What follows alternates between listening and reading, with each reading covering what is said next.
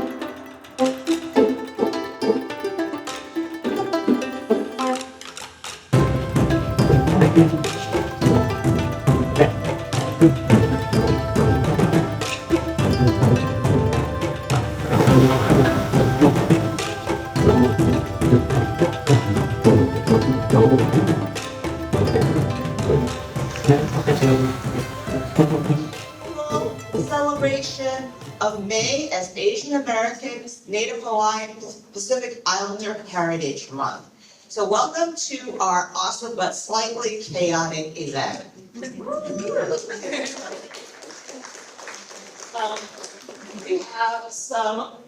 We have an awesome speaker this morning, Patricia Park.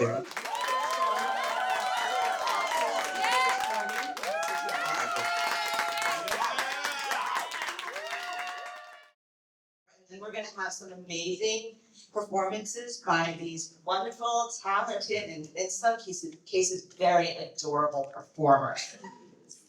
And then we are going to have an artist presentation by the very talented artist who is the work you see on these walls, Yoon Hyun Han. And at the same time, we'll have a book signing by Patricia. So now you, right back there, yes. So you may notice, so after that, we are gonna move venues. We're gonna go from here to the Korean church where we're gonna have a fair with arts and crafts and games and food. So please, after the performances and the artist presentation, join us at the Korean church. Now you may, some of you have been to this event before, and you may be thinking, why aren't we at Town Hall again this year? Well, that is because it is actually election season. May 6th, Tuesday is election day, and they're doing early voting at Town Hall. So this is your non-partisan reminder that for those of you who are Brookline residents, today, but you can actually take care of business on your way from here over to the Korean church. Okay. Oh, yes. Kristen Pluckett over there, who's on the Balcony Committee, an amazing public health woman.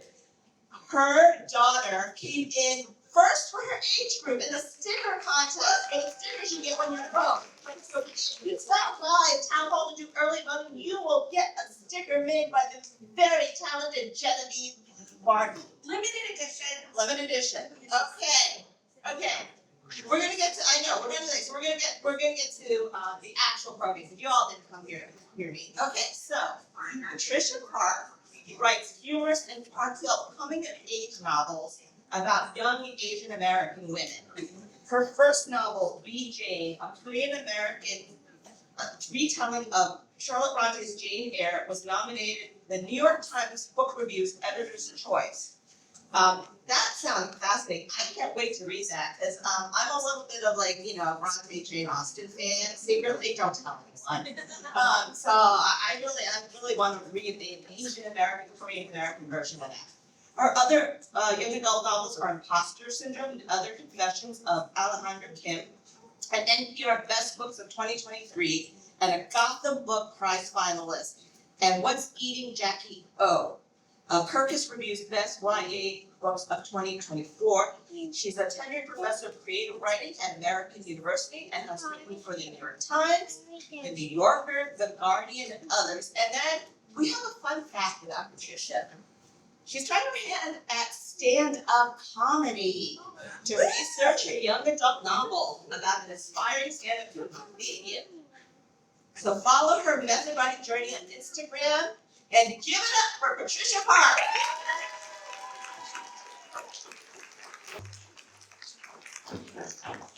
Hi, good morning, everyone. Don't worry, I won't talk for the whole hour. I'm so thrilled to be here. Thank you to Beth and to the town of Brookline. Thank you to the Office of DEI and Community Relations and to the Public Library. I went to grad school at BU and I lived on the border of Beacon and St. Mary's. I lived at Beacon and St. Mary's, but I lived on the wrong side of the border of Brookline and Boston. So I'm doubly thrilled to be here, even though I feel like an imposter Brookline resident. So thank you for having me. I am proud to be Asian American, but it took a long road to get here. I wasn't always proud. I literally wrote the book on imposter syndrome, and growing up in Asia, I felt like an imposter American, an imposter Korean, an imposter student. I never felt like I belonged. I kept glancing over my shoulder, waiting to get bounced from the party, so to speak. No one should have to live like that. I was born and raised in Queens, New York, and my parents were Korean immigrants by way of Argentina. And people would ask me, where are you from? And instead of answering Queens, New York, America, I'd always give them the answer they were looking for, Korea. Even though I'd never been to Korea in my life. And this was back when people couldn't even point Korea on the map. They thought we rounded up to Chinese or Japanese. And this was before BTS or Squid Game, so before South Korea had its glow up in the public eye, so to speak. My mom used to misspell my name. She spelled Patty like Pathy, P-A-T-H-Y, because there's no, next slide please. The slide after, thanks. There is no TH sound in the Korean language, and my older sister was named Kathy or Kitty, so she thought it was all the same. And my mom misspelled my name on everything, my school bag, my books, and so forth, and kids would see it at school and they would make fun of me, and I felt so ashamed because my parents couldn't even spell my own name. Next slide. I recently found an old towel of mine, of our family's, and you can see I actually have proof that Sharpie, good on Sharpie, like the technology holds up. Because 1987, who here can do the math? What year are we in? How many years after is this? This is Brookline, come on. Somebody can do this math quickly. 38. 38, thank you. And it still holds up, and now it's my dog Sally's towel. So you can follow her on Instagram, Sally Brown now. I went to the Bronx High School of Science, New York City public school, specialized school, and most people would look at somebody like me and assume that I'm good at math and science. But the truth is, I'm terrible at math and science. I don't even want to tell you my SAT score on the math section. They're my worst subjects, and I couldn't balance a chem equation to save my life. I actually did the field of medicine a service by not entering it, and thereby keeping you all alive. I went to Bronx Science with a lot of other Korean kids, a lot of other Asian kids, but I felt like an imposter Korean. I spoke Korean like a white girl. I wasn't pretty enough, skinny enough, cool enough, smart enough. I didn't dress well enough. My hair wasn't stick straight and shiny enough. My eyes weren't big enough. My skin wasn't pale enough. And I had zero social capital. I was very lonely in high school, and I could never find my place. So what was I? Was I American? Was I Korean? Where did I belong? Next slide. I loved writing and drawing. I wrote poems and stories, which most people wouldn't guess based on stereotypes of somebody who might look like me. And people make snap judgments about how they expect people who look like me to behave and to act, but the truth is, they don't know my story. And they don't know your stories. When I was a kid, I used to draw pictures of blonde-haired, blue-eyed people, and I wrote stories about blonde-haired, blue-eyed people because I never saw Asians in stories, TV, movies, and so forth. I actually thought Asians did not have main character energy in the most literal sense. And it was only well into adulthood that I realized, hey, wait a minute. We just learn our own stories. As a writer, I used my writing to get over my imposter syndrome. And lucky for me, I found a job where you get to complain about your childhood. My mom would be mortified if she saw that towel. Next slide, please. So I'm going to read a very short excerpt from my novel Imposter Syndrome, which is, I teach undergrads and grad students, and and I speak at high schools and middle schools, and I've just been seeing a lot of young people struggling with their sense of belonging and their place. Do I deserve to belong here? Why do I feel like an imposter? All my friends are doing this, but I'm not doing that, especially in places like Brookline with a lot of high-achieving students, a high-achieving community. So I really feel for that struggle, and just having been on that journey myself. So I thought a lot about these young readers in my life when I was thinking about imposter syndrome. When you have a name like Alejandra Kim, teachers always stare at you like you're a typo on the attendance sheet. Each school year, without fail, they look at my face and the roster and back again, like they can't compute my super Korean face and my super Spanish first name. Multiply that by 8 periods a day and boom, welcome to my life at Quaker Oats Prep. I mean, Alejandra is basically the Jessica of Spanish girl names. It's not like my parents named me Hermenegilda or Xochitl. And yet people still find 1,000,001 ways to butcher my name. I've been called one, Alejandra. Mr. Landivido, our college guidance counselor, who apparently never took Spanish 101. Hello, the J is pronounced like an H. 2, Alexandra. Mr. Schwartz, sophomore year, who ironically Ellis Islanded me, even though he teaches US history. 3, Alejandra. Miss Sanders, junior year physics. Technically, this is correct. The third syllable is pronounced like the Chan in Hanukkah. Hanukkah. Hanukkah? You get my point. But Miss Sanders was trying so hard to sound muy auténtica, which was almost as bad as if she just Ellis Islanded my name in the first place. Like those annoying people who go to the bodega and order a croissant, when the rest of us commoners just say, thank you. But if you're the one ordering croissants from the corner bodega, that's the least of your pretentious problems. For the record, I just pronounce it Alejandra. I usually tell people to call me Allie, as in alley cat, alleyway, back alley. That's what everyone at Quaker Oats Prep calls me. Our school's not actually named Quaker Oats. It's officially an austere preparatory school named after a Quaker from the 1600s who was literally burned at the stake for trying to better humanity. But everyone just calls us Quaker Oats. We're like the minor leagues for the big Quaker colleges like Wider and Swarthmore and Bryn Mawr. I went to Swarthmore, sorry. Laurel Greenblatt Watkins, my first and best friend here, says we're a hotbed of granola crunchiness in the middle of Chinatown. I don't know what to think. I'm just a scholarship kid. 90%. And Ma never lets me forget about the 10% we owe each year. Back in my neighborhood in Queens, they call me Ale. Except when Ma gets super pissed, then it's all Alejandra Veronica Kim, andate a tu cuarto. If I were Dominican or Puerto Rican or Colombian or Mexican, then at least I have some solidarity in New York with mi gente, my people. Which might sound vaguely racist, but it is what it is. But my parents are Argentine, and there aren't a whole lot here. Both sets of my parents' parents were Korean immigrants who were aiming for America North back in the day, but washed up in America South. Sidebar, the Korean name for America is Miiguk, beautiful country. For South America, it's Nammi, south of beautiful, which is all kinds of linguistically messed up. It sounds random how a bunch of Koreans ended up in Argentina, and the short answer is immigrant labor exploitation.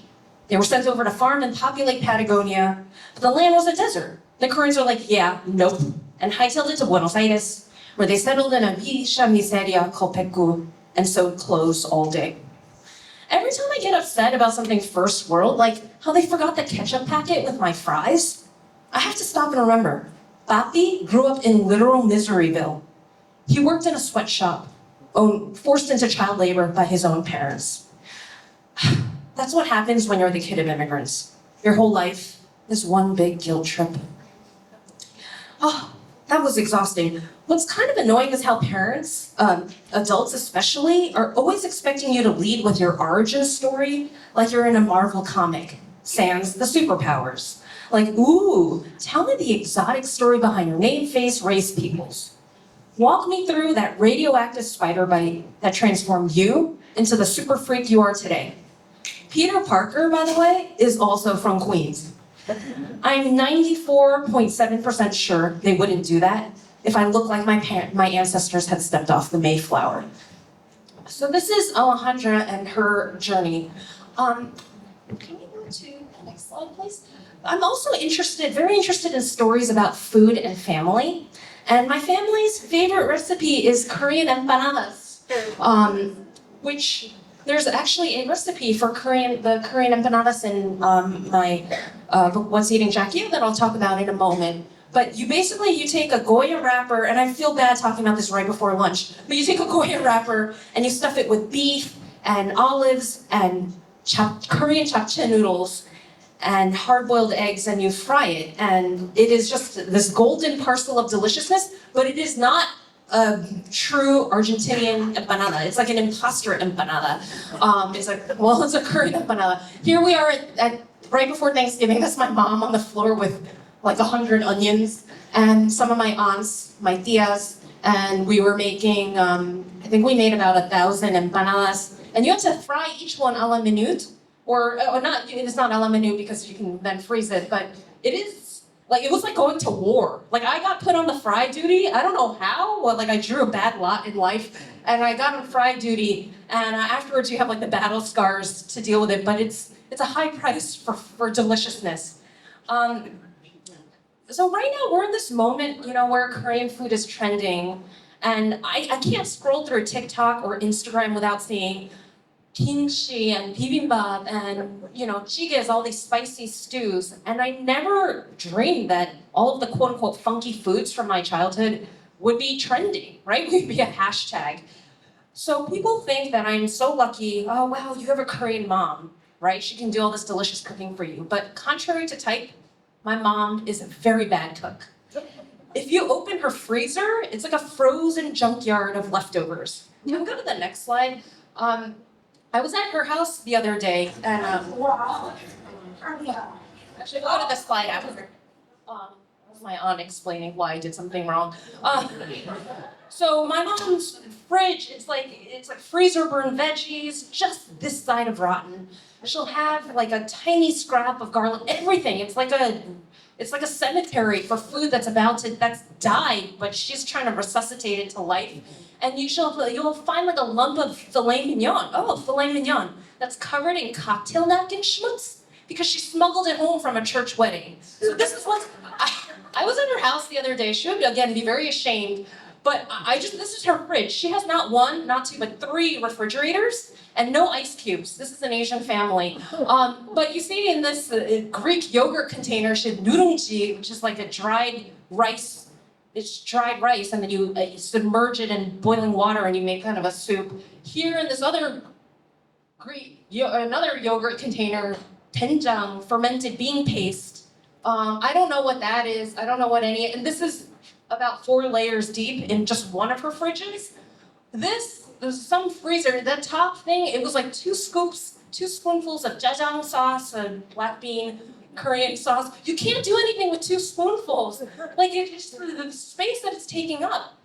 So I was really ashamed because when I was growing up, in my blighted childhood, culinary childhood, my mom would make these, she'd just throw all the leftovers into a soup, just add red pepper paste so it covers everything up, and I would spoon through this soup, and I would dredge up a mackerel head or an eyeball, and this was my childhood. So I was so ashamed. I was so ashamed of the moms and the dads, but really, when I was growing up, let's face it was just the moms who would cook and make cohesive meals.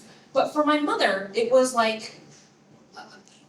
she immigrated. She left the 2 Koreas and then was an immigrant in Argentina, and then she was an immigrant again in America, where she met my father, who did a similar journey. And she fled war, she fled famine, wars plural, famines plural. So she cooked not for pleasure or for taste, but for survival. It was for sheer caloric necessity. For me, when I was growing up, cookbooks became my escape. I devoured cookbooks the way kids read fantasy series. I'm like, oh my gosh, like, what's gonna happen next? And it was such an escape for me. I also binge watched the Food Network. Does anyone like food TV? What are some favorites? What's your favorite? Top Chef. Top Chef, nice. Top Chef people? Chopped, that's my favorite, nice. One more? What other shows?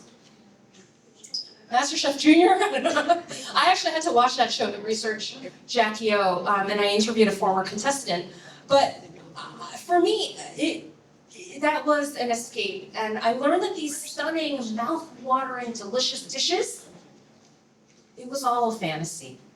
It was impossible to reproduce their picture-perfect results. So I now kind of embrace my mom's approach to leftovers. Except I'm not the one smuggling home the steak or salmon from a wedding. I try to keep it a little classy. But I can now have a newfound appreciation for kind of breathing new life into things that are expiring, going old, that most people would discard and would not end up in one of my mom's 3 refrigerators and freezers. My husband is very sweet. He calls my cooking like, oh, improv jazz. So I call it a hot mess. He's the better cook among us. Next slide, please. So my new book, What's Eating Jackie O, was inspired by these 2 things. My love of cooking with leftovers, 3 things. Cooking with leftovers, food TV, and also the fears and frustrations of the ANHPI community in this recent spate of anti-Asian hate. I wrote a couple years into the pandemic, a couple years ago, I wrote an op-ed in the New York Times called "I'm Done Being Your Model Minority." Next slide, please. And it was a call for action. The piece actually was initially rejected, but Asians in America, unfortunately, had to keep dying before they accepted the essay for publication. And as model minorities, we're expected to work hard, heads down, without complaint. Historically, ANHPIs are so invisible, Asians in America are so invisible, we become hyper-visible as targets. And the violence continues long after COVID. People just aren't talking about it. There isn't space to have these conversations. So Jackie O has a lot on her plate, literally as well as metaphorically. She's so done being her model minority. And Jackie is like so many of the teens that I've met with and spoken since my op-ed went viral. She fears for her family and for herself. I know for me, I live in New York and I commute to Washington, D.C. every week. And every time I get on the subway, I have to brace myself. Oh, am I going to find, is there going to be some other kind of unprovoked moment and so forth? And young readers, teens like Jackie, they feel like, what's the point of the American dream, right? If you get straight A's, you go to the Ivy Leagues, if you're still going to get pushed around, literally and figuratively. Oh wait, nothing out there. So food feels like a problem that Jackie can actually solve when the world makes 0 sense. And I feel that way for a lot of teens. They're like, what is up with this world that we've inherited with so many problems? And why can't we all just act a little bit more human together? So Jackie goes on this TV cooking competition called Burn Off. And it's kind of like the Hunger Games for cooking. So the Hunger Games is definitely an inspiration when I was writing Jackie O. And I'm gonna read a short bit from What's Eating Jackie O to give you a taste, pun intended, of the story. This chapter's called Not Your Model Minority. I'm not one of those TI 84+, Princeton Review, Kaplan, Khan, Kumon, Hagwon, AP, everything Asian kids with the turtle backpacks crawling all over the 7 train. I used to be, but I'm done with all that. I just haven't told my parents yet. Oma went to Brown Science, like me. Oh, I went to Brown Science, And Appa went to Stuyvesant. Unlike me, they were straight A students who went on to Harvard, what up, other side of the river, and Yale Law School, Oma, and Carnegie Mellon and Columbia Business School, Appa. That my dad's not a double Ivy, like my mom is kind of a sore spot. And even though it fronts like it isn't, Appa's still carrying that ginormous chip on his shoulder. But then again, Oma only went to science instead of STI, so I guess their educational disparity sort of evens out. These are the things my parents care about. Potato, potato. They'd seriously lose it if they found out I was flunking out of science. Back when I used to drink the model minority Kool-Aid, I was all about the Ivy Leagues too. I thought that's what you were supposed to do. The purpose of life was to study hard, get into Harvard, Princeton, Yale, land a corporate job with a sweet 401k, and make babies that would study hard, get into Harvard, Princeton, Yale, and continue your whole miserable corporate life cycle. My parents are workaholics, which they probably take as a compliment. It isn't. Things cost money is Appa's favorite catchphrase. He works in private equity. Umma's a lawyer at Leviathan, White and Gross. Study hard, get into an Ivy, land a corporate job, make babies. Repeat. These are the O family core values. In other words, it's our American dream. For us O's, to be anything less than perfect means you're already a failure. Just ask my brother. My grandparents, 할머니 and 할아버지, are my bedrock. They basically raised me in the kitchen of Melty's, their deli in Midtown Manhattan. Apparently, Oma took the bare minimum maternity leave. She'd drop me off at Melty's each morning. On her way to the office, I'd cry, and 할머니 would shush me. Jackia, you want Oma to lose her job? Then how's she gonna pay your food, toys, college? Be a good girl. Stop crying. Eventually, I learned to stop crying. Eventually, I learned to stop depending on my mother at all. As soon as I was old enough to hold a knife, I was put to work, which I'm pretty sure is a child services violation, but it's the immigrant way. Oma, whose idea of cooking is pressing a button to order delivery, insisted on negotiating my pay at Melty's. I'll not have you repeat my exploited childhood in that kitchen. But I work at Melty's for free. Cooking is my passion, which I know sounds like some BS you'd write on a college app. Oh, my passions include AP Physics and cleaning up poop at the animal shelter. But I'm actually for real. I think it's what I want to do for the rest of my life. So that's Jackie. Thank you.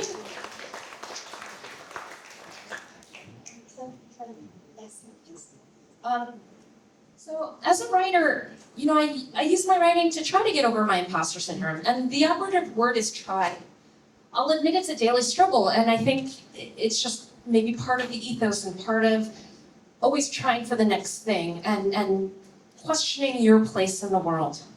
As a community, as Asians in America, we face incredible pressure, incredible in the other sense, to perform, to be the best, to be the perfect model minority. And inevitably, striving for such a profession can lead to all kinds of feelings of imposter syndrome. And I can't speak for you all, but I was so grateful when this term came about. I first heard it in 2026. In the future. That's how, you always have, a little bit of nerves when you're on stage. So you don't even know how to spell your own name when you're up here sometimes. I first heard about it in 2015, and I thought, wow, if I'd heard the term imposter syndrome when I was younger, maybe it could have made me feel less like I'm gaslighting myself, like this feeling of, gosh, I don't belong, I should take up smaller space because I don't deserve to be here, versus now realizing that this is something that many of us can feel.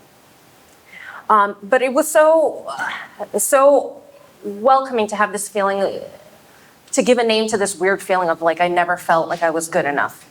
So I write adult and YA novels because, if I could just make one reader feel a little less lonely in their world, I feel like I've done my job. And if I could speak to my younger teen self, who perpetually felt out of place, I would tell her, just hang in there. You won't always feel like an imposter. You will find your people, your community, your sense of belonging. Just as we are all community here today, I never dreamed there'd be days like this, right? With festivals celebrating our heritage. Shout out to the town of Brookline. Thank you. Thank you for seeing us, right? And with, festivals celebrating our heritage and sharing it across communities. not just within the Asian community, but across communities in solidarity. There is more than one way to be Asian in America, and the truth is, we contain multitudes. Thank you.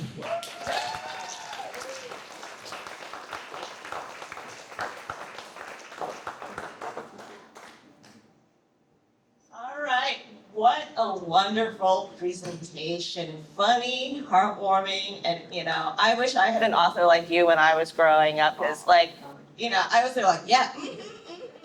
So another round of applause for Patricia.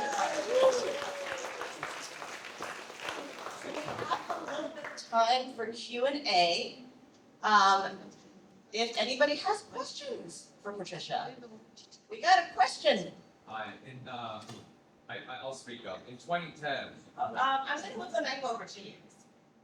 I'm going to move over the mic to questioners just because we are being recorded.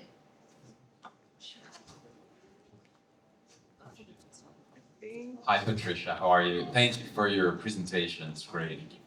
In 2010, when South Korea played against Argentina, which team did you cheer for? Oh man, I'm already being asked to provide my allegiances. I always root for the South Korean team to the extent that I follow soccer because they have so much heart on the field. My first novel, Jane, the Jane Eyre retelling, was set during the World Cup in 2002 when it was in Korea, and there was like a lot of talk of all the players and so there's some of that kind of soccer nerding out there. Who did you root for? I'm from Buenos Aires. Ah, porteño. Oh, okay. You could probably like call out my bad Argentine accent. Well, un gusto. Do we have any more questions? We have one back here from our very own Christian. He's like, just stay there, I'm running over to you.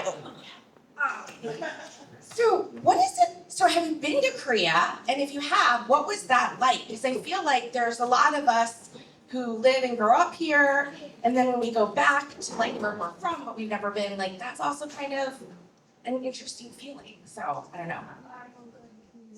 Hello? Hi. I'm gonna just turn it on.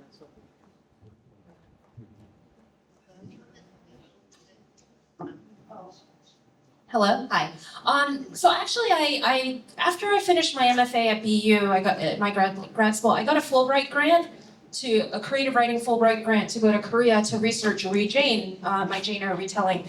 And I had all of my ideas of Korea were stuck in time from the 1960s when my parents left. So I thought people still they were like villagers wearing straw hats and like drinking rice wine in the madang, like in the town square. And I showed up, and the country had progressed, and I felt like I was the chonnom, which is like a country bumpkin. I used old words like I used the word pyeonso, which means like outhouse. And I used the word yakbang, which means apothecary. And I would show up and people would laugh at me. I would walk into a store, I'm like, where is the outhouse? And they're like, go, be gone, you like relic from some weird time. But it was very culturally confusing. I think because even though I was born and raised here, my whole life, even my grad school director, who I'm gonna call him out, he lives in Brookline, so whatever. He told me, he's like, oh, did you go back to Korea? And I said, I actually had to correct the semantics. And I said, I didn't go back there, I went there. I'm from here. And he said, no, but you have family there. I was like, actually, I don't. All of my family immigrated first to Argentina and then to Korea. And then he just kept doubling down. And I realized that I used to use those same semantics too. So there was a lot of that, a lot of cultural confusion because I knew Korea from the 1960s through my parents, and it's a different place now. So I use that at that time because part of Jane takes place in Korea, and it's a young woman, trying to come to terms with modern Korea, modern Seoul. But it was hard. Yeah, it was hard. I came back. I was like body shamed, fat shamed, beauty shamed. In the 2 years I was there as a Fulbright scholar, and I think I'm still coming out of it. Thank you. All right. More questions. Thank you, Patricia, for being here. Thank you. We're so appreciative. And I also want to thank Alicia for all the work you've done in putting this together, Alicia. So my question is, as a writer, what is your writing practice like? Like, do you come up with like the story, or does the story evolve as you're writing, or do you come up with the characters first, do the beginning or the end? Like, I would love to hear about that. Yeah, I think novels ultimately trade in small moments, small quotidian moments. So when I was starting out, I used to think in big terms. I want to write a novel about inequality and oppression and like not belonging. Okay, great. But how do you translate that big abstract into something, into a page turner or something people would actually want to read? So I talk a lot about small moments, and I talk to my students. Actually, I have a former grad student right here, Matt Lystra, terrific writer, former American University MFA grad student. And I think that's part of just observing as not just a human in the world, but as a writer. So look, I'm a New Yorker, I'm very impatient. So when I have to wait online, and we say waiting online because I'm a New Yorker, the rest of the country says waiting in line. If you're waiting online for the bus or Whole Foods or whatever, and you're like, gotta get going, Instead, just use those moments to do some thought experiments. Like, oh wow, the person in front of me, I noticed that they have like a Grammy cart. Like, what's the story behind that? Or you look at people's hands. That's a very common creative writing exercise. Like, what's the story behind their hands? If you try to write a story about my hands, like they're clearly unmanicured. I've got some hangnail action happening. I grew up working in my parents' store, so like, I don't know, some light callus, but not too heavy. What's the story there? Oh wait, maybe that inspires a scene from that person's childhood. What would that look like? So a novel in its aggregate are these small moments, and you have to kind of think of the larger shape. What is this character working towards? What's this concrete goal or concrete desire? And what's their abstract desire? So with each of my novels, that's kind of how I structured it. They all have an abstract desire of wanting to belong. Read Jane, the first and last word is the word home, because it's a search for home and belonging. But the concrete desire is, okay, I gotta get out of Queens, become an au pair or a nanny, and live my adult life. So that can be a helpful way. And in terms of the practice, I like to write in the morning when I'm not yet awake. So my inner editor is not as harsh. Questions? I have a question over here. Hello. Hi, Hermione. Hi. I was a student. I was thinking like questions about writing and stuff. So like I have a question about like in your mind, what makes a good realistic fiction, and has it changed over the time? Yeah, thank you. I got to meet Hermione last night and learn a little bit about her story. So thank you for your question. In my mind, what makes for good realistic fiction? I think, first off, things have to feel believable, right? I think we all have a very good kind of BS detector. Does it pass the sniff test? Does it feel off? And I think how you achieve that is through an emotional honesty. So I see sometimes beginner writers who are full grown adults, retired and so forth, that write about their communities, but they're trying to write it in the nicest way possible because they're afraid of maybe the image and so forth. And I'm like, well, but is that being true to what's happening? Like, true to those little moments that make those quotidian moments that make up a novel. So I think thinking about, am I being honest to the experience regardless of how the person comes off? And I think all those little moments across 300 pages makes a novel feel real and yeah, readable. Thank you. Great, thank you. I think we have time for a couple more questions.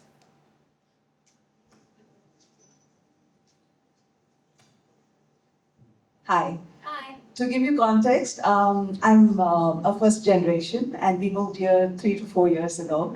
Okay. And as you were speaking, I was watching my son. He was giving these big nods and and then that look. And then I realized, okay, you hit the nail on its head. And yeah, this is why. Oh my gosh, does your mom make those stews too? Those mystery stews? Oh, yes. We'll talk later. He's kind of Rehash our trauma later. He's kind of hesitant because I'm right next to him. Your mom is not next to you. I know, so so I you can can't shame say her in anything. public. She would die right now. So my question to you is, how can I support him through this process? Oh my God, your question's gonna make me cry because that's so. I feel like your struggle is so all-encompassing that for people like me who are born of immigrant parents, you had to start 4 years ago. You became infantilized when you arrived, right? Like, what is a post office? What is the DMV? Oh, I have to get a ticket? Like, how does this work? Oh, and when people say, oh, hi, how are you? They don't actually want an answer, right? So all of these kinds of cultural moments that you have to negotiate in the aggregate. So actually, I'm gonna have some advice for your son. Your mom has to deal with like 1,000 battles in one day that we get to take for granted. So I think you should be making your mom some like delicious meals.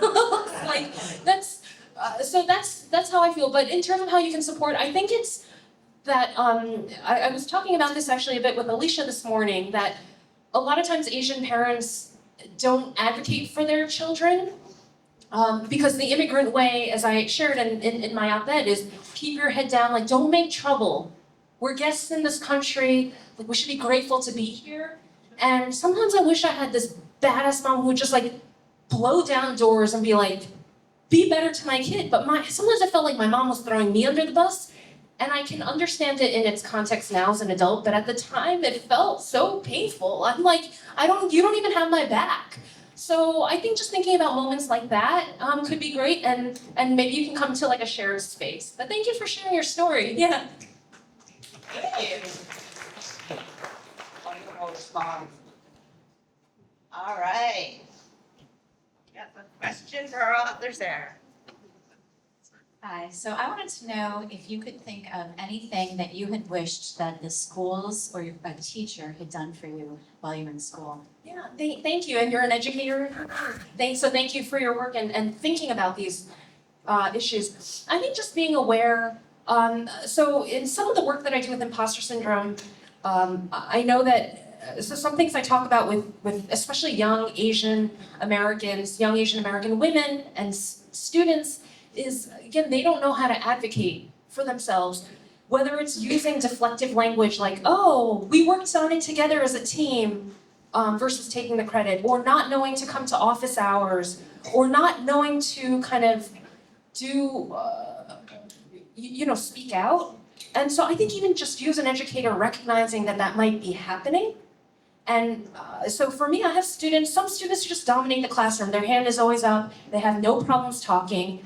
And that's fine for certain styles, but what I noticed is that when I read the feedback letters, because we do workshop every week, when you read the feedback letters from the quieter students, they are the ones who actually spent hours like giving thoughtful feedback and crafting it. And so in my very early days of teaching, I used to just reward the loudest voices, but then I looked at that and I'm like, wait, that's actually more work. And so I think systemically like providing rewarding that kind of labor, it's a kind of invisible labor. And I think just recognizing and seeing, wait, is this the dynamic that's happening? And are there ways I can create maybe like a one-on-one space or smaller group work or things where people who may not know how to advocate can flourish? Thank you.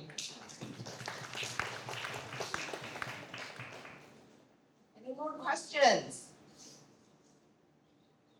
All right, I have a question. I'll close it out with a question. So I understand that last night you went to dinner at Kung Fu Kitchen with a bunch of folks. I missed it. I had FOMO.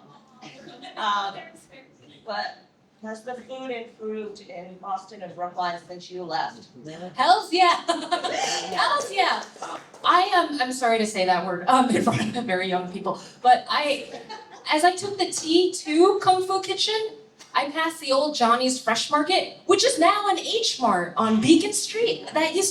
So I used to walk there and like get the pre-made like spaghetti and meatballs, and now they have H Mart, and I have FOMO. I'm like, where was this when I lived so near? And Kung Fu Kitchen, I came here for the Boston Book Fest and ate there, and I have been dreaming about those pan-fried buns since since I left. So you'll have to have me back.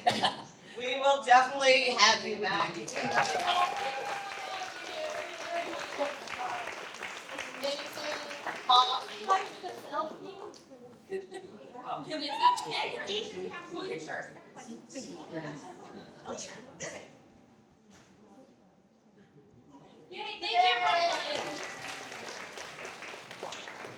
Thank you so much. Was that wonderful?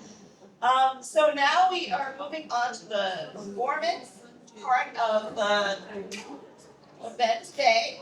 Our first up, we have BOW, the Baker AANHPI Orchestra, consisting of Dale Jung, Leah Park, Gabriel Lee, and Mindir Pendekar. Their pieces will be traditional Korean songs, Arirang and Howl's Moving Castle.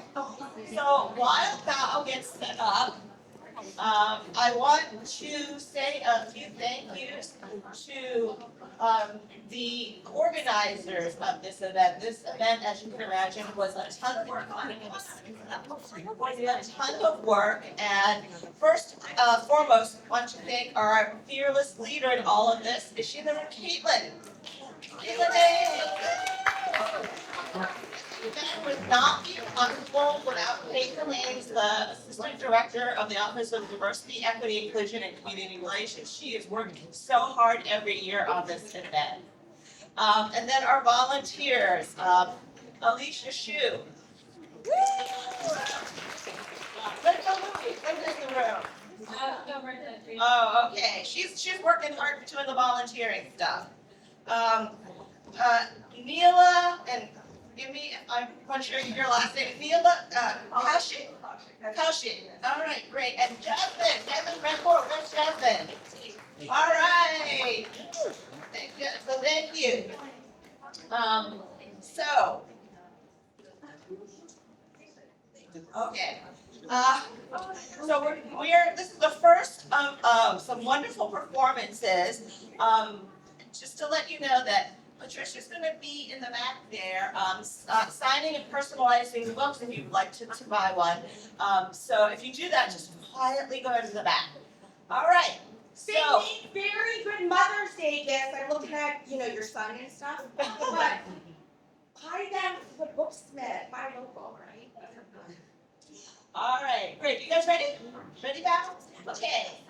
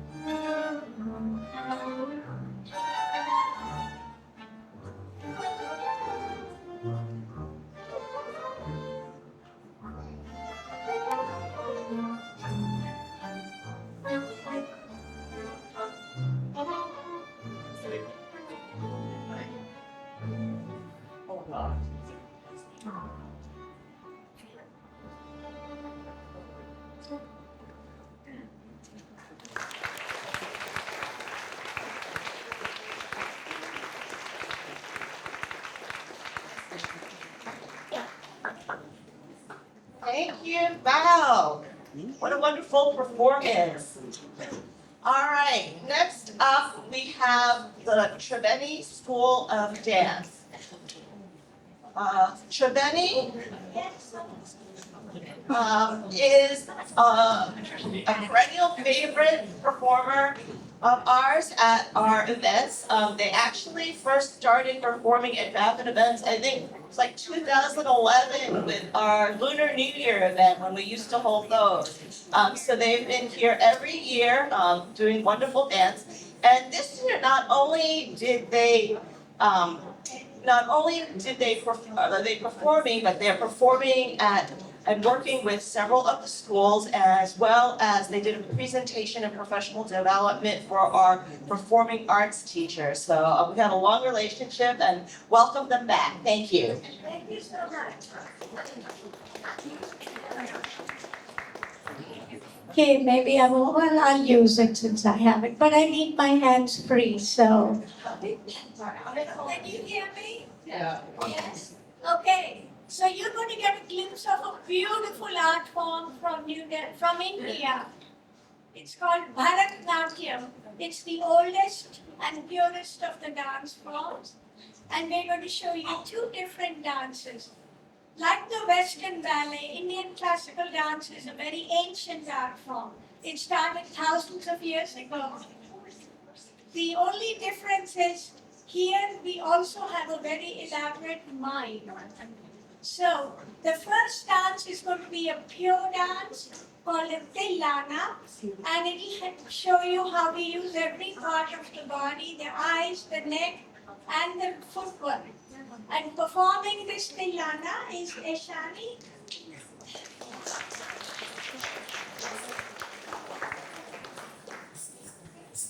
Now we just need some music.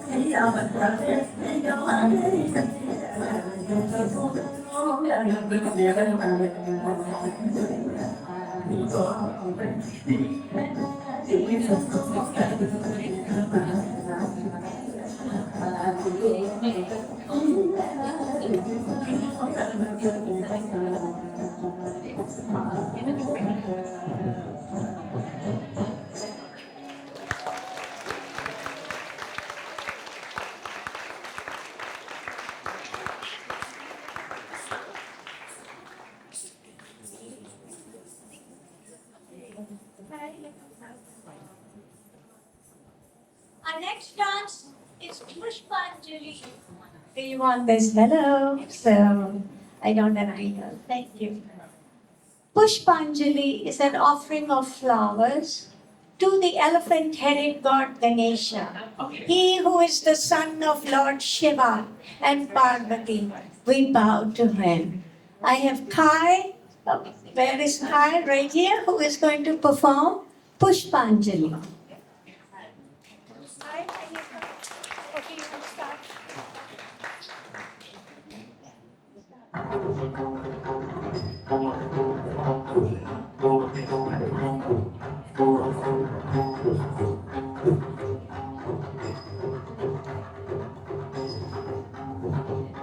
Ram Ram Ram, Ankita Jagato Ranga Kutta Bhim Bhim Bhim, Ankita Jagato Ranga Bhim Ram Ram Ram, Ankita Jagato Ranga Kutta Bhim Bhim Bhim, Ankita Jagato Ranga Bhim Ram Ram Ram,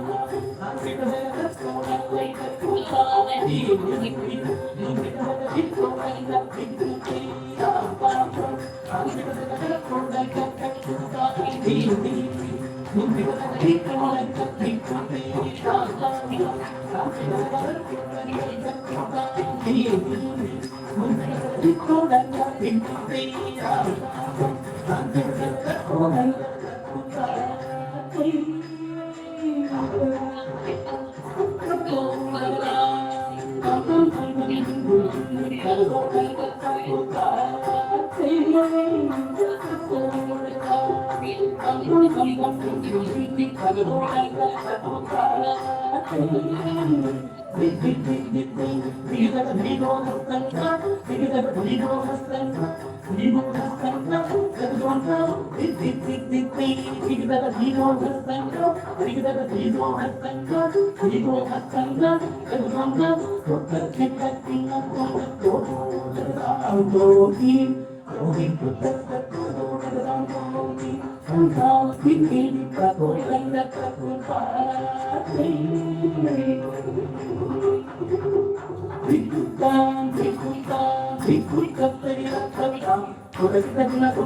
Jagato Ranga Bhim Ram Ram Ram, Ankita Jagato Ranga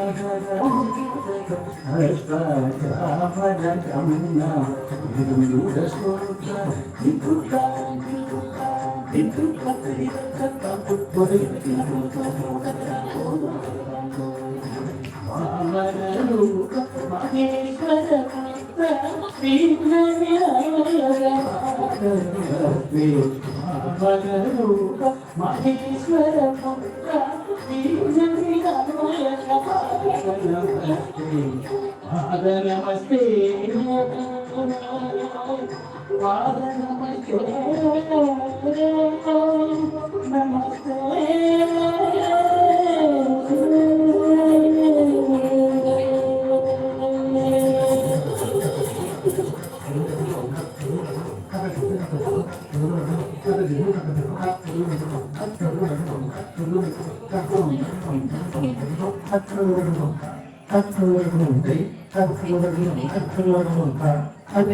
Bhim Bhim.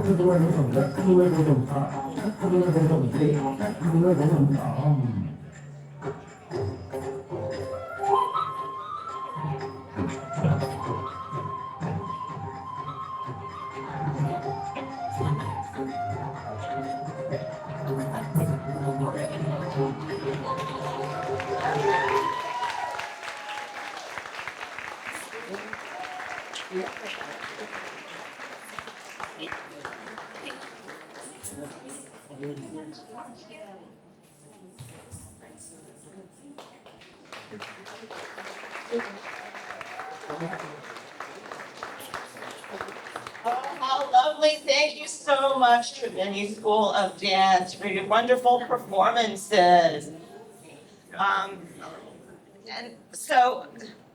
Thank you also for all of your work in the schools, for professional development with the performing arts educators, and for the presentations in the school. And I just want to say a few words about what made those professional development sessions possible. As you heard, this event is sponsored by the town's Office of Diversity. There's actually a corresponding office in the schools. It's called the Office of Educational Equity, and we have Claire Galloway Jones from that office. And it does wonderful work, including supporting professional development. And that's great, except you know what? The school department is cutting it, eliminating it. Two women of color who support diversity work in the schools are being let go because of budget cuts. We at Baffin are very upset about this, and I'm going off script here. I know this is supposed to be a cheery, fun day, and it will be, I promise you, but as you can see from my t-shirt, Stay Angry, I get a little political sometimes. So it's been cut now. The good news is some amazing folks, including Brookline for Racial Justice, represented by Raul Fernandez here, as well as Jasmine Francoeur, one of the volunteers, raised enough money to restore one of the positions. So hooray for that, right? Hooray for them and us. But we need to convince the school committee to accept the money. And you would think, accepting $200,000, what's controversial about that? It's a long story, but those of you who are Brookline residents and voters, I urge you, we have a petition going on at Baffin for the school committee to accept that money. If you want more information about it, please let me know, come see me, and I'll give you more information. And you know, on the theme of visibility, empowerment, and representing our communities, as I said earlier, there's a display out there about contributions by AANHPI folks to American history, put together by Regina Ahl. Thank you very much to Regina for putting that together. Take a look at it now, or it's also going to be at Middlesex Community College on May 6th and May 17th at the Boston Lyric Opera. So thank you, Regina, for that. Okay, back to our program. You got a little taste of this earlier in their practice session, but now you get the full performance of the Baker Fan Dance.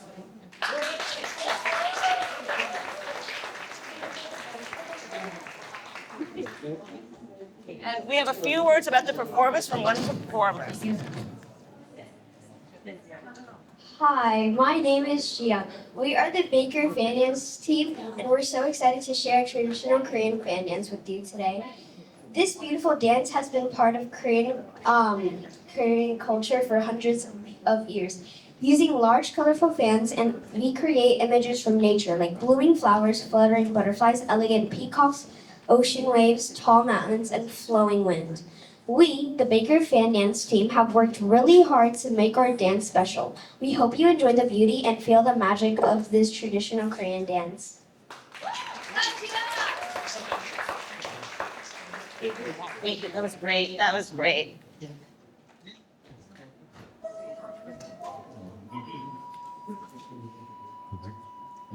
Oh, I'm sorry.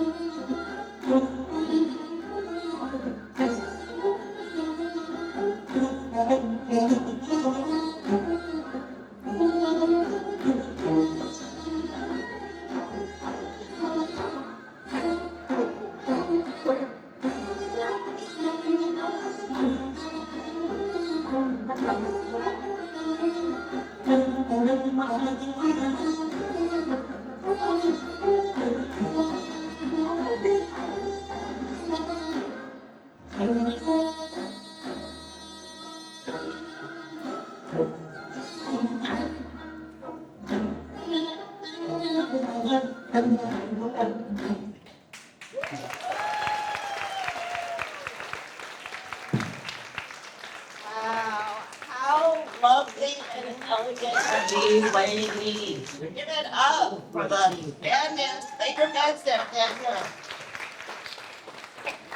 So earlier in my round of thanks, I forgot to thank some really important folks who made this event possible. The Brookline Libraries, because we are here in the library building and they have provided not only space but support for this. So thank you very much, Brookline Libraries. Brookline Booksmith is in the house. They're the ones coordinating the book selling and signing back there. Reminder that you can go get your book personalized by Patricia Parker, our wonderful speaker earlier. I've been told there are only a few of these left. What's Eating Jackie O? So if you want one, gotta get it now. We want them to all sell out. Thank you. So our next performance is the Baker K-pop. Is the Baker K-pop in the house? The Baker K-pop dancers.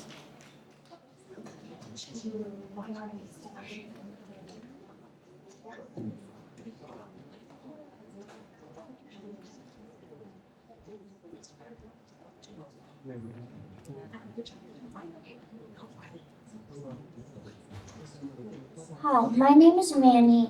We're the Baker K-pop team, and we will be dancing to Dynamite by BTS.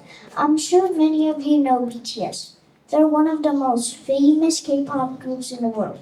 Dynamite is one of their most popular songs. It has a fun beat and makes people want to dance and smile. This song is all about bringing light and joy to the world, even when things feel hard. We've practiced a lot and we are excited to perform for you. We hope you enjoy it and feel the good energy from our dance.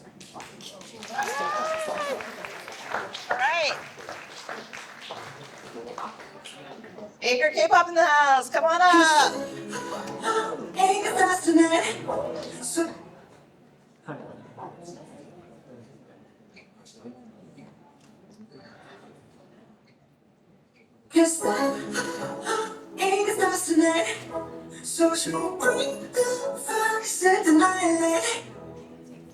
Shoes on, I've been on walk up a middle, let's rock and roll.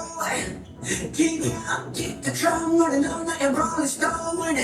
Sing song when I'm walking home, jumping to the top of the ground.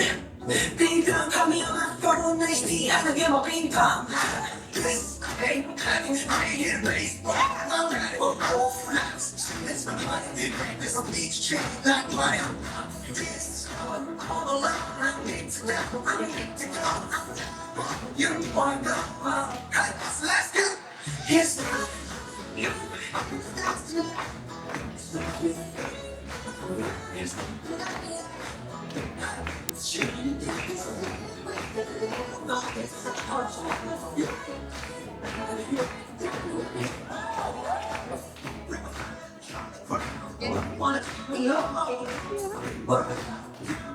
Just every the one there slice along something stop.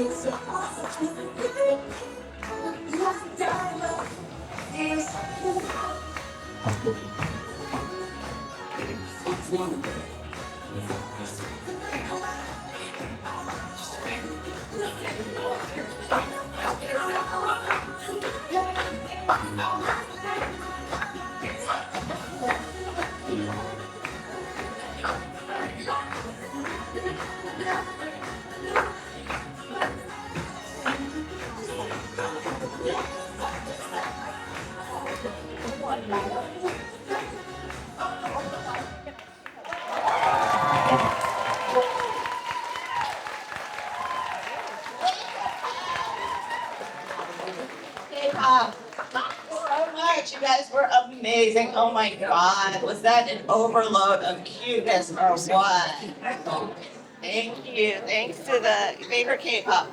All right. Now for our final, last but not least, our final act, the Brookline High School popcorn dancers. We're from VHS. I'm another captain of Popcorn, and we are a K-pop dance club who dances to K-pop. And K-pop is just, a genre in Korea that's like really popular. And we have a couple of our members here that are gonna perform a dance called Igloo by Kiss of Life. Yeah.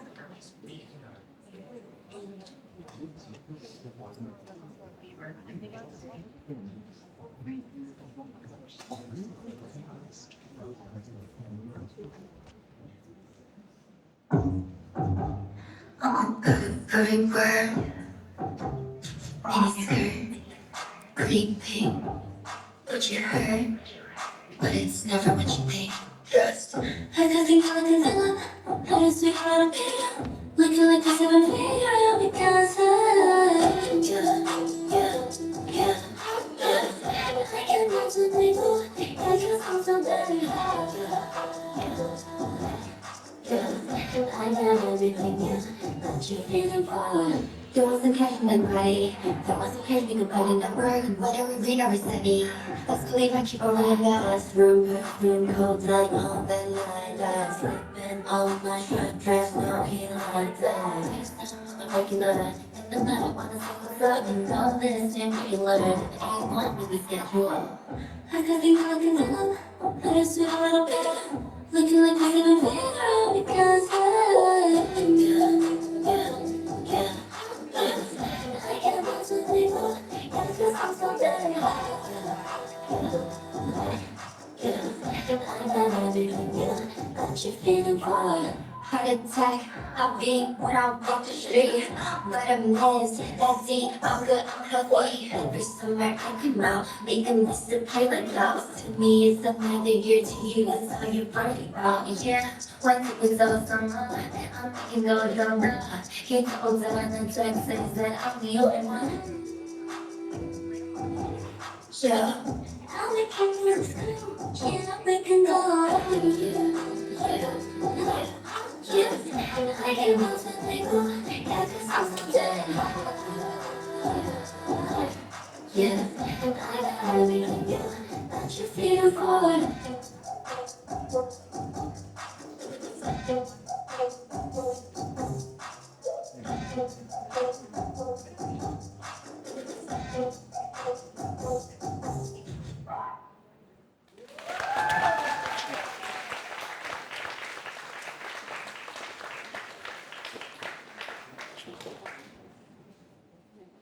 Oh, that was like way too cool. I'm like, are we cool enough to have a dance like that at our event? All right, thank you so much to the BHS popcorn dancers, and give it up and a round of applause for all of the performers today who are absolutely amazing. Bow, the Baker Orchestra, Treveni School of Dance, the Baker Band Dancers, Baker K-pop dancers, and the BHS popcorn dancers. Thank you. So, I forgot. Also, thank you to one more volunteer. I missed him last round, Christina Fu. So thank you, Christina, for helping out on this event. Okay, so our last presentation of the day is from the amazing artist who's responsible for the artwork here on the wall. She's going to give a presentation and talk about an upcoming workshop. And just as a reminder, Patricia Park and Booksmith have books in the back there for signing and personalization. So the final event is a presentation by Yoon Kyung An, who is a Korean artist dedicated to connecting traditional Korean folk art, minhwa, with contemporary audiences. Born in Gangwon-do and trained in Seoul, she later lived in Sao Paulo before settling in Brookline. So we got this side of the Asian, Latin American to Brookline theme going on today, which is kind of cool. In 2023, An engaged the community through international festivals at school and calligraphy artwork honoring veterans who served in Korea. 2024, she focused on iconic minhwa works such as, all right, I'm going to butcher the pronunciation of this so badly, Ilrohando, Bongdo, and Munjado, exploring themes of harmony and virtue. In this year's AAPI exhibit, An dives deeper into Shakgado, a subgenre depicting scholarly symbols. She fuses American and Korean symbols in whimsical compositions, blending tradition with playful cross-cultural expression. To enrich the exhibit, she led student workshops that contributed to the works, and I believe this is the student, what the students came up with. So give it up for Yun Kyung An. Yeah, this is for the auditorium, that's for being recorded. Hi. Good afternoon. My name is Yoon Kyung. She has introduced me everything, so I just introduced Min Hwang. Can you? It's gonna be very short. Mina is traditional Korean art. This is a very famous exam. This is a king's art. You can see it here. And this one is a tiger. This is just like a very simple one, but they have a very famous one in over there. I painted. The tiger is a protect bad luck. It's mean, and so Mina is mean. Mean is people. Hua is art. So for the folk art, and here's a peony. I tried. There were 6 peony. They call the queen's art. This is the king's art. This is the queen's art. And next one you can see over there, The Simpsons. This is a mix of Korea and American culture. So I used that traditional Mina style mix The Simpsons. Also, my husband loves Simpsons, so enjoy. You can find they have a checkado, the bookshelf. First one, I mixed the original one and Simpsons, Simpsons some stuff. And this one is over there. Today is exhibit focus checkado. This is checkado. Checkado means a check is a book. Ka is a bookshelf. Oh, here's. And do is a painting. So that's called a checkado. You can see the lots of unique stuff. They have a meaning. The brush is like education and books, and you can see lots of things, but they have everything have a meaning. So this one, I did a workshop with FLR and Pierce School. This is a student made an individual art. Theme is harmony. Together, they combine the work, make one big art. That's harmony. This one. So I want to thank Ms. Kaufman and Ms. Black, who is an art teacher, and 4th grade student who made a beautiful art.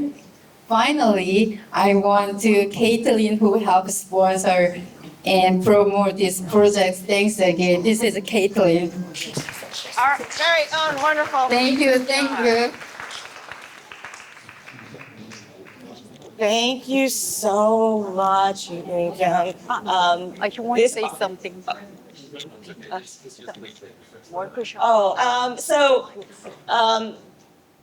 So Yun Kyung is going to be doing a traditional art workshop right here, Hunneman Hall, May 19th, 6 to 8 p.m.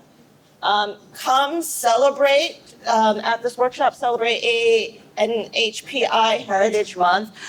Thank you for this beautiful artwork, for your presentation, and for the workshops that you're conducting both for the town and for our students. It's so wonderful and so important. So thank you.